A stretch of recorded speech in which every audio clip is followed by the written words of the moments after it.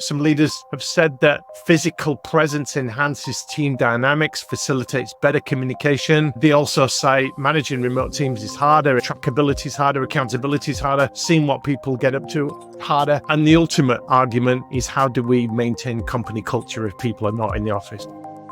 If you've got great skills, if you've got a great network, if you've got wonderful expertise, if you're very, very valuable in the talent marketplace, your firm will do everything they can to want to keep you and give you work on your terms. Is it time to rethink the workplace for accounting firms? There's a mandate to return to the office. I'm Rob Brown. This is the Accounting Talent Podcast. Let's dip into this question. Have we seen the death of remote work as companies are demanding employees return to the office, or is this a short-sighted reaction to a changing workforce? There's been a few news stories recently, so we're going to dive into this topic. Solo episode from me.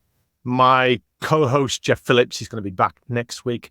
So yes, this is a hot topic. It's causing waves across industries worldwide. Another recent article on startups.co.uk revealed 10 big UK companies, apply to the country of your choice, that are facing similar pushback as workers are prioritizing comfort, mental well-being, convenience, the ability to balance professional and personal lives, and they're forgoing traditional office perks to maintain those things. And the trend is shaping the world. So why are companies pushing for this return? What is behind their thinking? I mean, it looks flawed now looking at the backlash, but very important people, very smart brains have got together and said, let's get everyone back to work, and this is the way we're going to do it. So what is their rationale? Well, there is a belief that in-person collaboration, having people in the office, rubbing shoulders, swapping ideas, it boosts creativity and innovation. There might be something to be said for that. Some leaders have said that physical presence enhances team dynamics, facilitates better communication. They also say managing remote teams is harder, trackability is harder, accountability is harder, seeing what people get up to harder. And the ultimate argument is, how do we maintain company culture if people are not in the office? So all of these have some merit, but not overwhelming merit, and not enough transparently. Be really open about it. We've had horror stories about this news, this call to arms, get back into the office, coming out in all different ways. So engage in an open dialogue with your employees. We've had a recent episode of this Accounting Talent Podcast on the power of surveying your employees and asking them how it's going and what they need to do their work and how they're feeling about things. So understanding their concerns, their preferences, getting a feel for what the reaction might be before you launch any edict to come back to work. And that will manage the gap between the management's expectations and the employee's needs. Number 3, offer flexibility. If the return to the office is necessary, there's a lot of different ways to get people to return to the office: hybrid models, staggered schedules, remote work days, lots of ways of carving that up. Number 4, enhance remote work support. The tech is so important. There's accounting tech and there's work tech. There's so many good tools now, so many ways to meet, collaborate, run projects, do checklists, deal with clients. There's so many ways to do that now remotely. So invest in the tools, invest in the resources, invest in the emotional and mentoring support remotely. It can all be done so that all employees feel included and valued and part of the brand. And number 5, we said to leaders, focus on the outcomes and shift the focus from hours worked to work done and outcomes achieved, and measure performance more on results than a physical presence. It's not necessary in today's day and age. And a message too for accounting professionals that might be facing pressure to return to the office. What are you going to do now? What's at stake for you? So it's important that you communicate your value.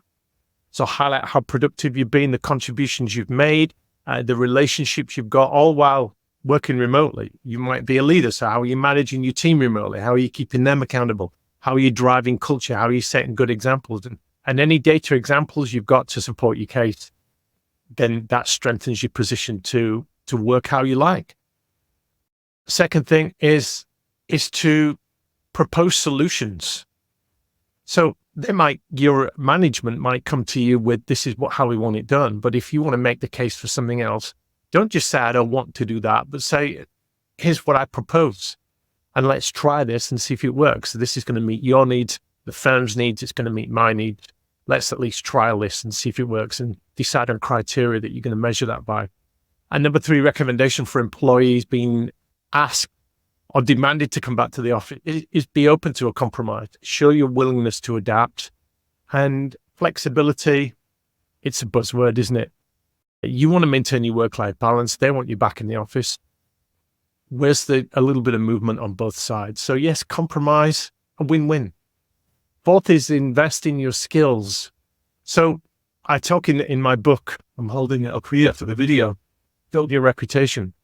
This is on Amazon. It's a book with Wiley, the business publishers. And in that I talk about career capital, which is what you build up to trade for work on your terms.